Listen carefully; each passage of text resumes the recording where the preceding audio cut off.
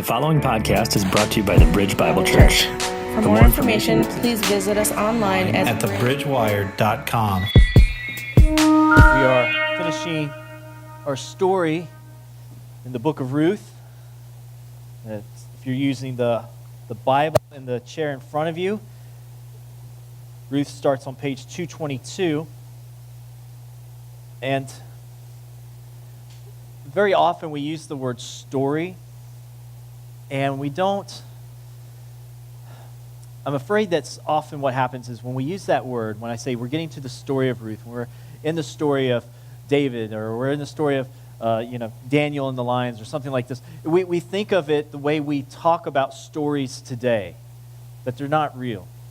It's like the movies. It's like a children's book. It's just a story. It teaches us something or talks about something, but this is actually history. So when I say we're getting into the story of Ruth, we're getting into the real history of what God was actually doing. These are real people that we have recorded here for us, and how God moved in actual history. And so when I say that from time to time from the pulpit, I don't mean it's story as in what you would hear people say, a story today. Now, I could tell you some good stories about my fishing trips, but this is not that. This is real history. Mine would be stories. So we're in Ruth chapter 4, and we're going to pick up where we left off. Now, chapter 3 left us with a cliffhanger. Now, if you don't know the rest of the story, the rest of this history, what happens in chapter 3 is Ruth has come down to the threshing floor at night, and she has uncovered Boaz's feet, and she's laying at his feet, sleeping there, and she uncovers his feet, and he's startled awake, and he wakes up and he looks, and there's this woman laying at his feet, and he says, "Who are you?" And she says, "It is I, Ruth, your servant. Now cover me with your mantle." And what she is saying is, I want to be your wife.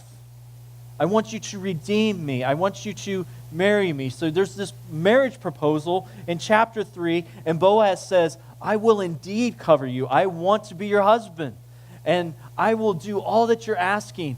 And he leaves us with this cliffhanger. He says, but there is another. There is one who is closer, and he has the right to redeem you before I do. And so there's this whole sense of a kinsman redeemer, and we're going to really get into that today. What does that really look like in this culture? Because it's really foreign to us.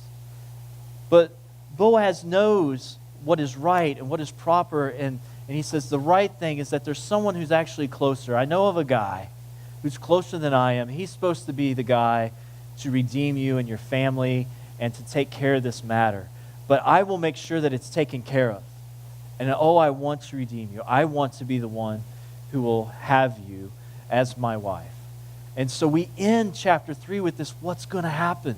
What is going to happen? Because all of a sudden we've got introduced to us a no-name character that Boaz knows about. He doesn't give us his name. He just says, there's this guy I know, and we got to go talk to him. So we get to chapter 4, and the tension's built. We're like, okay, what's going to happen? So let's look at this. Ruth chapter 4, starting in verse 1. It says, Now Boaz had gone up to the gate and sat down there, and behold, the Redeemer of whom Boaz had spoken came by.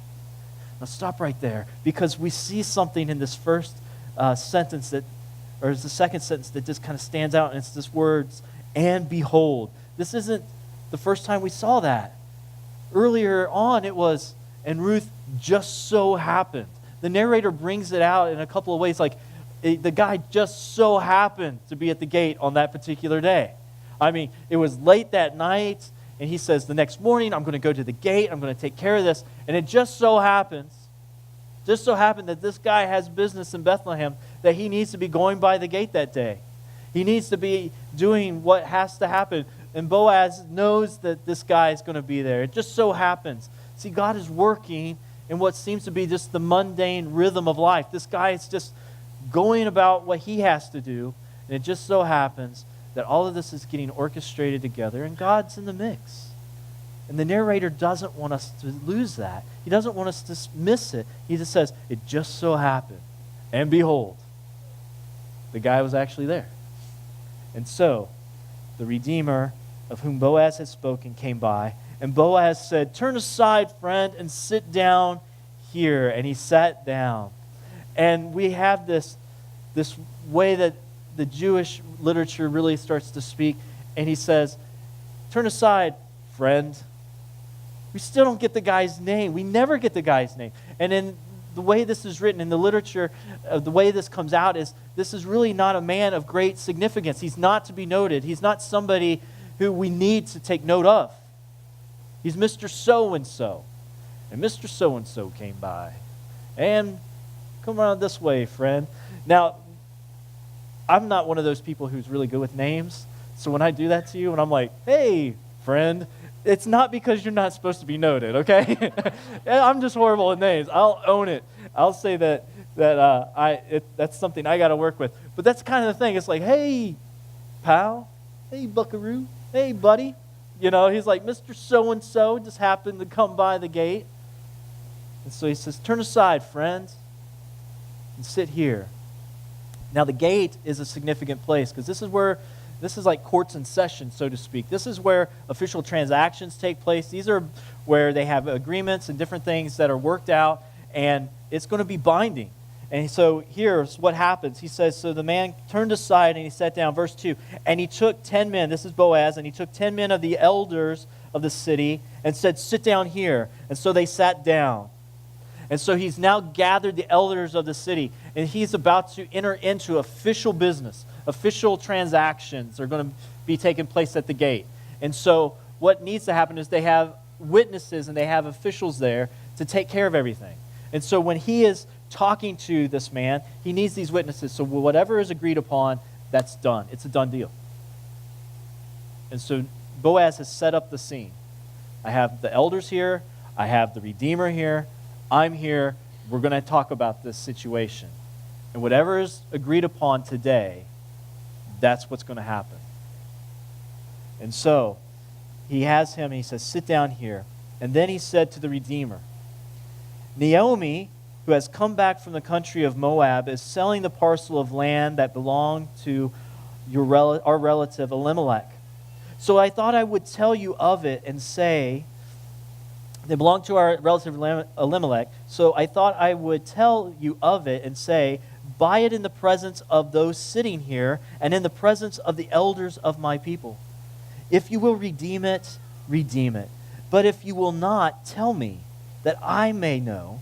For there is no one beside you to redeem it, and I come after you." Boaz just serves it up on a silver platter. And we're sitting here thinking, "Boaz, what are you doing, man? What are you doing? Do you not want to marry this woman? I mean, you just served the whole thing up to this dude, Mr. So-and-so, who's of no consequence. You just gave it to him. Why would he say no after that speech?"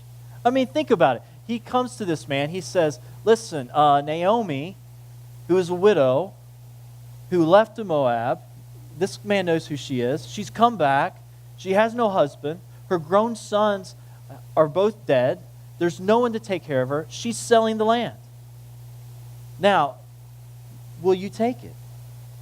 This is a big deal. Let's look at this in Leviticus, because this is what we're talking about the redeeming of a land. Leviticus 25. And it says this: "If your brother becomes poor and sells part of his property, then his nearest redeemer shall come and redeem what his brother has sold. If a man has no one to redeem it, and then himself becomes prosperous and finds sufficient means to redeem it, let him calculate the years since he sold it and pay back the balance to the man to whom he sold it, and then return to his property. But if he has not sufficient means to recover it, then what he sold shall remain in the hand of the buyer until the year of Jubilee. And in the Jubilee it shall be released, and he shall return to his property." Okay, so he says, here's what's going on. Naomi is selling this land. There is no one else except you. And Naomi's past childbearing age. There's going to be no relative after her. So in the year of Jubilee, it goes to no one. It remains yours. And the man's thinking, there's only upside here. I have to take care of a widow, and I get this land, and if whatever I produce on that land, it's mine. And I get to pass that on to my relatives, on to my kids. He's thinking, there is no downside here. I mean, Boaz serves this up. He's thinking, I can take care of this woman for a few years, and I can take care of this land, and now I have even a greater inheritance to pass on to my family. So he's thinking, why would I say no to this? And we are reading this, and we're thinking, Boaz, what are you doing, man? You made it look too good. You should have been like, well, she's got this really bad piece of land on the bad side, Elimelech, that's all full of rocks. You don't want that, do you? No, he's like, here's the land. Do you want it? So we're not surprised by the guy's answer. And he says down here at the end of verse 4, he says, I will redeem it. And the wind just comes out of the sails. I mean, you're just like, oh, of course he will. Of course he'll redeem it. And at this point, you're reading this. If you don't know this whole story, you just kind of want to slap Boaz and be like, dude, what were you thinking? I mean, you just served it up to him. But Boaz is really smart in what he was doing. He says, okay, well, now you need to be aware of the whole situation, buddy. Don't be too hasty. Just jump right into this. He says, let me tell you what happens. And so he goes on. He says, Boaz said, well, the day you buy the field from the hand of Naomi, you also acquire Ruth, the Moabite, the widow of the dead, in order to perpetuate the name of the dead in his inheritance. And so he said, well, don't be too fast now. He says, whatever we say today, that's going to happen. So if you're going to take it today, you also need to know, in front of all these elders, that you also get Ruth, the Moabite. Now, he phrases it in such a way to bring out the fact that she's a Moabite. Do you want to be joined to the Moabites? Yeah, you want to be redeeming this widow as well, who is a foreigner, who's not one of us, in order that you will perpetuate the name of her husband, Mahlon, who has passed away. That's the whole reason you have to take her. She comes with the deal. So if you say yes to Naomi and taking her land, you get Ruth. Now, he wants Ruth. He knows she's a worthy woman. And he says, but you have to take her, Mr. So-and-so. Is this worth it to you? You going to take her? And the man is considering what to do. Well, we need to look at Deuteronomy 25, because this is really going to inform us of this whole situation, what's going on. Like I said, it's very different than our culture. So this is what it says in Deuteronomy. If brothers dwell together, and one of them dies and has no son, the wife of the dead shall not be married outside the family to a stranger. Her husband's brother shall go into her and take her as his wife and perform the duty of a husband's brother to her. And the first son, whom she bears, shall succeed to the name of his dead brother. And this his name may not be blotted out of Israel. And if the man does not wish to take his brother's wife, then his brother's wife shall go up to the gate to the elders and say, my husband's brother refuses to perpetuate his brother's name in Israel, and he will not perform the duty of a husband's brother to me. Then the elders of the city shall call him and speak to him. And if he persists, saying, I do not wish to take her, then his brother's wife shall go up to him in the presence of the elders and pull his sandal off his foot and spit in his face. And she shall answer and say, so shall it be done to the man who does not build up his brother's house. And the name of his house shall be called in Israel, the house of him who had his sandal pulled off. He says, hey, Mr. So-and-so, you want to be that guy? Do you want to take this one? Because if you don't, you can pass on this responsibility and I'll take it. Otherwise, you run the risk of being this guy whose name is going to be the one whose sandal was pulled off.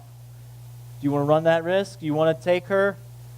And the man's thinking through this. He's like, I have the right, I have the responsibility and the duty. Do I want to bear the burden? Do I want to pay the cost? Do I want to redeem not just Naomi, but this woman? Because in the year of Jubilee, if she has a son, I lose that inheritance. That field, I don't get to keep it. And all of the resources I have that's going to go to taking care of Naomi and then taking care of Ruth. And if she has children, it's going to be to take care of their children until they've grown. And then I have to give it all away. And he's thinking, it's going to probably cost me more. Do I really want the burden? And so what does the man say? So he says in verse 6, then the Redeemer said, I cannot redeem it for myself, lest I impair. And in the Hebrew, he actually says, unless I mar my own inheritance. Take my right of redemption yourself, for I cannot redeem it. Now, as an aside, I think sometimes we run the risk of being like this Redeemer. Sometimes I think we see what God is calling us to do and walk in obedience. See, he has the right and the honor and the privilege to do this, to be the Redeemer, to be the one who perpetuates the name of Mahlon. And he counts the cost and he says, you know what, it's going to cost me personally just too much. I don't want the right. I'll let someone else do it. And since you're standing here and you obviously want to do it, I'll let you do it. Sometimes I think we run the cost of saying, God, I know you're calling me to serve in some way. God, you're calling me to walk in obedience in some area of my life. You know what? But when I take stock, it's too much time, too much treasure, too much talent. It's just too much for me. You know what? I'm just going to give that right to somebody else. I'm sure somebody else will serve there. I'm sure somebody else will step up and take care of this. You know what? It's just too much. I don't personally feel like I can handle the cost. And so the man steps aside and gives the responsibility to another. Now, here's the thing. Boaz wants the responsibility. He doesn't care the cost. He doesn't care the time. He doesn't care the amount of treasure. What he wants is a wife. He wants a worthy woman to be his wife. He will gladly perpetuate the name of Mahlon. He will gladly take this responsibility. With joy, he walks into it. No matter what it costs him, he wants to do this. He is a worthy man. And so it is passed to him. And this is why the man takes off his sandal, the loosening of the responsibility and the transference. That's what's going to take place. So here we read in verse 7. Now this was the custom in former times in Israel concerning redeeming and exchanging. To confirm a transaction, one drew off his sandal and gave it to the other. And this was the manner of attesting in Israel. So when the Redeemer said to Boaz, buy it for yourself, he drew off his sandal and he gave it to Boaz. So that's what happened. So that scene in here looks really weird to us. Now you also have to understand what's going on. So Boaz he's a really smart guy. He gets the elders there. He wants to make sure it's all official and everything's taken care of in the proper way. But he's doing it at the gate, and it's not just him and 10 elders. You ever flip through the channels and you stop on like Judge Judy?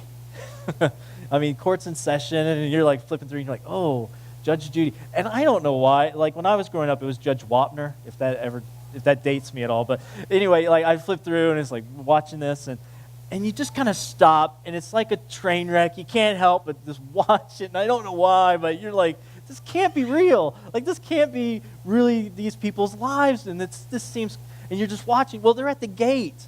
So imagine it. I mean, this is where life is happening around the city, and they're coming by the gate, and all of a sudden, you're walking by about your daily business, and you see that the 10 elders are in their seats, and there's these two men, and they're talking about the farm that belonged to Elimelech and the land that belonged to Elimelech, and they're having it out. They're hashing it out, saying, what are the terms? What are the agreements? What are we going to do? And you're just kind of, hey, what's going on over here? And like all these people start to gather. Boaz is at the gate.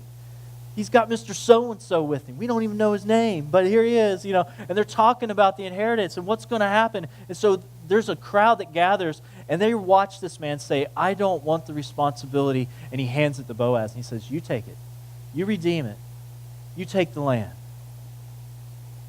And with joy, Boaz takes it. Oh, man. There is nothing bad said about Boaz in this history that we have. What a high standard we have to walk in integrity and uprightness and faithfulness in all that we do. I mean, here's a man who just strives to do right in all of his ways. and with joy goes into the responsibilities and obligations he has, regardless of the cost and the time and the treasure. He counts that as loss, and the joy of doing it as gain. Sounds familiar, right? He loves what he's doing and how he's living, and he, with joy, does this. Why? Because he's getting a wife. So he's holding the sandal, and this is what he says. Let's look at this. Then Boaz said to the elders and all the people, "You are witnesses this day that I have bought from the hand of Naomi all that belonged to Elimelech, and all that belonged to Chilion and Mahlon, also Ruth the Moabite, the widow of Mahlon, I have bought to be my wife, to perpetuate the name of the dead in his inheritance, that the name of the dead may not be cut off from among his brothers and from the gate of his native place. You are witnesses this day." He has the sandals and he says, "I got a wife, guys. I got her. She's mine. The one I wanted, she's mine. And I will do all that is required." And they're excited. I mean, they should be like we get to this part and we're like, yes, it worked out. You got it. Like the Mr. So-and-so, Mr. what's his name, who cares? He's gone. He's out of the picture. He gave it to Boaz, and Boaz said, yes, I got myself a worthy wife, a worthy woman. And he has great joy. And he doesn't care that Mahlon's name is going to be perpetuated. He wants to do it. He wants to have this wife, and he wants to give the land back to that family. He wants to do all that is required with great joy. He does it. And so we see this is his final statement in the story. He doesn't speak again after this. This is his final words. These are his closing words. And he says, "I am going to do all that is required, and I now have Ruth." This is the one he wanted. And the people are rejoicing. Listen to their words. Then all the people who were at the gate and the elders said, "We are witnesses. May the Lord make the woman who is coming into your house like Rachel and Leah, who together built up the house of Israel." What? I mean, that's not just a simple little blessing to begin. We haven't even got through the rest of the blessing. The beginning of the blessing is, may this woman who comes into your house be like Leah and Rachel. That's where we get the 12 tribes of Israel. Like, these are the ones that come forth and give the blessing of all the tribes of Israel. Like, God's working his promises through Abraham, Isaac, and Jacob. And you get the 12 tribes through these two women. And they say, may this woman coming into your house be like them, who built up Israel. I don't think they even realize the magnitude of the blessing they're given. But God does. And he's going to blow this thing up. And they're saying, may this woman Ruth be like them. See, it's not just may she bear a son. It's not just a fertility blessing. God worked in that way in this history of Leah and Rachel. God brought forth children when children were not coming, and God fulfilled those promises, and he did those things on behalf of Israel and brought forth children. So they could have just said, may God make her womb open and give you sons and bless her in that way, but they don't. They say this, and God will use this specifically to build up the house of Israel. He is going to build up Israel indeed. And he says, may you act worthily in Ephrathah and be renowned in Bethlehem. And may your house be like the house of Perez, whom Tamar bore to Judah, because of the offspring that the Lord will give you by this young woman. And so they just bring a tremendous blessing. I mean, if you're thinking about this in a movie scene, I mean, this is a time where, like you have everybody rejoicing and cheering, and they're all excited. And, this is like, okay, the closing scenes, but this isn't the closing scene yet. The narrator's going to jump ahead. And what we have next in 13, it says, so Boaz took Ruth, and she became his wife, and he went into her, and the Lord gave conception, and she bore a son. And just like that, we're already to the baby. I mean, think about our story for a moment. We started with kind of this general, they went to Moab, and there was no food. She goes to Moab, and Elimelech dies, the sons die, and then she's coming back. And we have this stretch of history, and it's kind of general. And then we have just a day in the field. The next chapter, it's just a day where she meets Boaz. She just, by chance, goes to the field. Just like, and so behold, Mr. So-and-so showed up at the gate. It was by chance that Caesar Augustus decreed that there will be a census. It was by chance they went to Bethlehem for the census. Don't miss it. The moment. It's a small moment. She's in the field that day, chapter 2. Chapter 3, just a couple hours. She's on the threshing floor at night talking to Boaz. We have a couple hours at the city gate. And then in a moment, it's a wedding and a baby. I mean, it's just like, bam, he just moves to the next thing. Don't miss the fact that it's in those moments that God is working something magnificent. Like, they may seem like normal moments in your life, but God may be doing something so powerful and magnificent that we're missing it. We don't see it, but God sees it. And so don't discount the moments of your life. Walk in obedience. That's what I'm pointing us to. Walk in those moments, seeing that God in the unseen can do great and powerful and magnificent things. He can just blow up those what seem like mundane moments into something magnificent. And he does that here. And so we see the baby comes. And the women said to Naomi, "Blessed be the Lord who has not left you this day without a redeemer."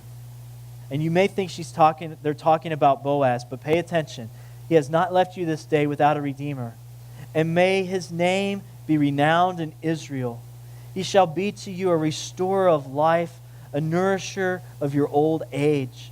For your daughter-in-law, who loves you, who is more to you than 7 sons, has given birth to him. The baby. The baby's the Redeemer. The baby is the promise.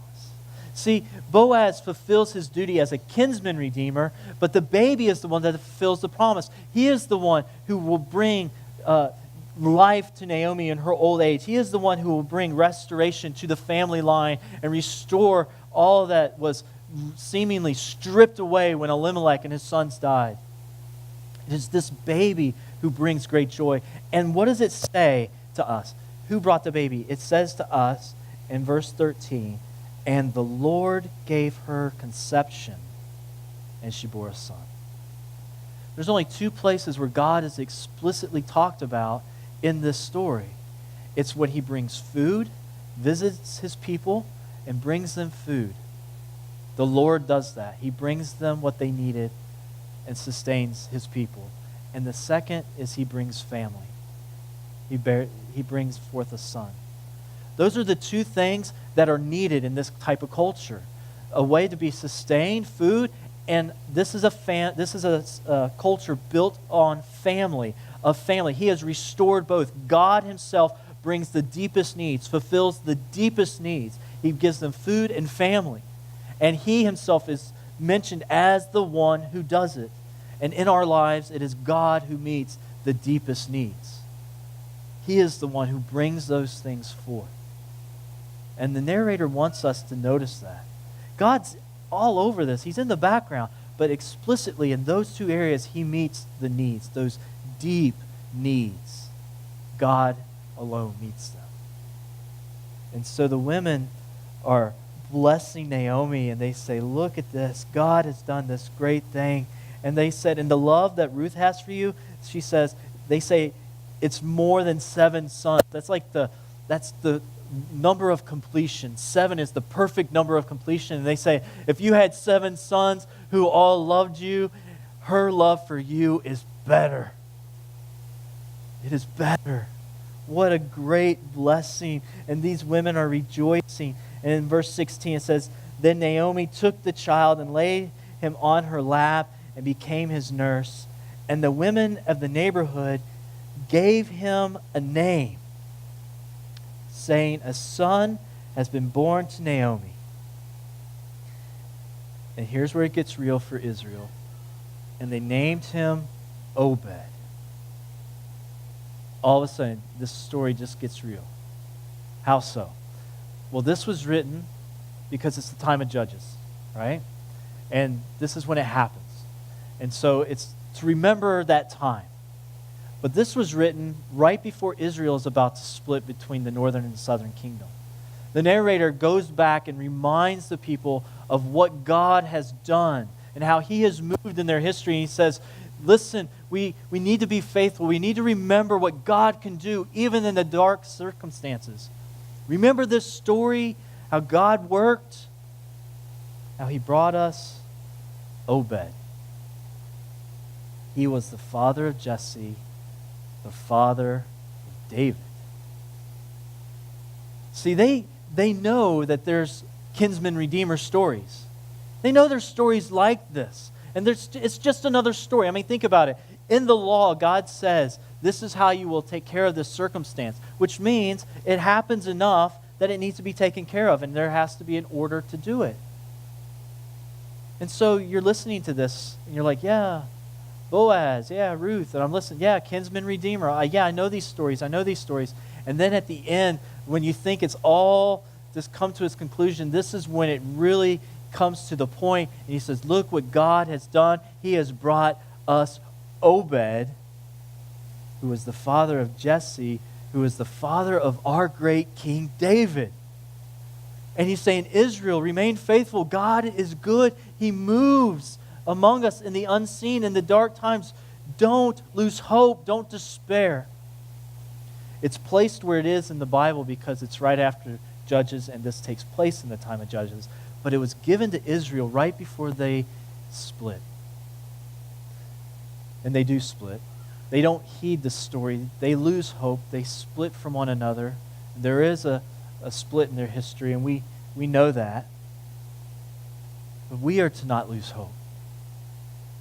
Because what do we see through the Scriptures? God, who brought the great King David, has promised to bring one through the line of David who would sit on the throne forever, whose scepter would never leave his hand.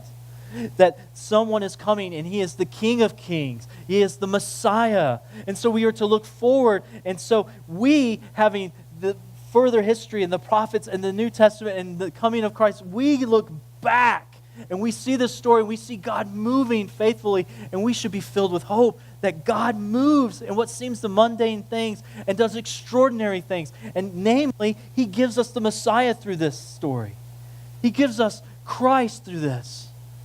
He brings about King David for Israel, the one that they were saying, this is our great king, and yet we're hoping for one even greater than David to come, one who will come after him. And that's what the writer was saying to them. There's one still coming. Don't lose faith. Don't lose hope. And he has come. It's Jesus. It's King Jesus, our great Savior, our great Messiah. Look at 18. It says, now these are the generations of Perez. Perez fathered Hezron. Hezron fathered Ram. Ram fathered Aminadab. Aminadab fathered Nahshon. And Nahshon fathered Salmon. Salmon fathered Boaz. Boaz fathered Obed. Obed fathered Jesse. And Jesse fathered David. The end of this just gives it weight and gravity. It's what pushes us to look forward. And I want us to think about what we see here. God has worked in such a marvelous way to bring us Christ, a great Redeemer. And in this story, we have a Redeemer who is able to redeem. That's the requirement. He has to be worthy and able and have the resources to redeem. He has to have the right to redeem. And in this story, we see that Boaz has that right. So what does that mean for us? I mean, if we're thinking about just Jesus, we're thinking about Jewish culture, we're just thinking about the Messiah to come, how does he have the right to redeem us? You and I, who are Gentiles, who are not Jewish at all. Well, let me tell you, in the lineage of Jesus, there's 4 women that come out. One is Tamar. And that was an incestuous relationship, and out of that is born Perez. And so you have brokenness in the background there. And then from there, you have Rahab, the harlot, who is the mother of Boaz. A Gentile is now woven into the lineage of Jesus. A woman from the nations is now brought in. And then you have Ruth, the Moabitess, who is another woman from the nations woven into his lineage, into his line. And then there's another woman, David's wife, Bathsheba, who was actually the wife of Uriah originally, who David killed so he could take her as his wife. Another broken story there. And God weaves these four women in and weaves these stories in and weaves the nations in. And God is not just the God of the Jews. He is the God of the nations. And so when Christ comes, he is the Redeemer who can redeem not just the Jews, but also the Gentiles. He is the one who can come and redeem us. He has the right and the authority to go to the cross and be our Redeemer. He has the right and the authority to shed his blood and be that perfect sacrifice. He is the Son of God who took on flesh. And think about this blessing. May you act worthily in Ephrathah and be renowned in Bethlehem. In Bethlehem, the bread of life is born in the house of bread. He comes forth, and Bethlehem will be renowned forever because the Redeemer, the great kinsman Redeemer, Jesus Christ, has come to redeem a people to himself. And so he comes from this story. And if you are redeemed, you realize that you are now woven into the story of Ruth and Boaz. You're now in the line. You're now woven in. You and I are now part of this lineage, a part of this story, because Christ has redeemed us and we have become his great bride. The church is his bride. And so, as we close this story, next week we're going to look explicitly at Jesus. We're going to look at what has been revealed. So we looked at God in the unseen. Next week we will look at God in the revealed, and we will see Jesus Christ in all his glory and how God uses this. So we close this story today saying there is hope in Jesus Christ. Church, if you are in Christ, if you have come to him and you have had him just cover you with his mantle by covering your sins with his blood, we rejoice. When we sing in just a moment, we rejoice for Christ and what he has done. But if you are apart, know that he is standing there waiting to redeem you. He is standing there waiting to cover you and cover your sins with his blood and give you his righteousness, to bring you into the fold, to bring you into the family.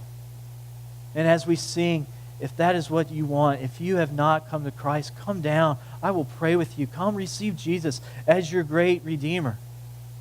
Know that this story of kinsman redeeming touches our lives in a very powerful way. Yes, it's very foreign to us in this culture, in this setting, but Jesus, the great kinsman redeemer, touches our lives in a powerful way because he has all authority, all power, and he is worthy, and he is able to redeem us. And he will redeem us with great joy set before him. He goes and endures the cross. And so as we sing a song of rejoicing, or we sing a song of repentance, and we come and receive him. Let's pray. Thank you for listening. To find out more about the Bridge Bible Church or listen to previous podcasts, please visit thebridgewire.com.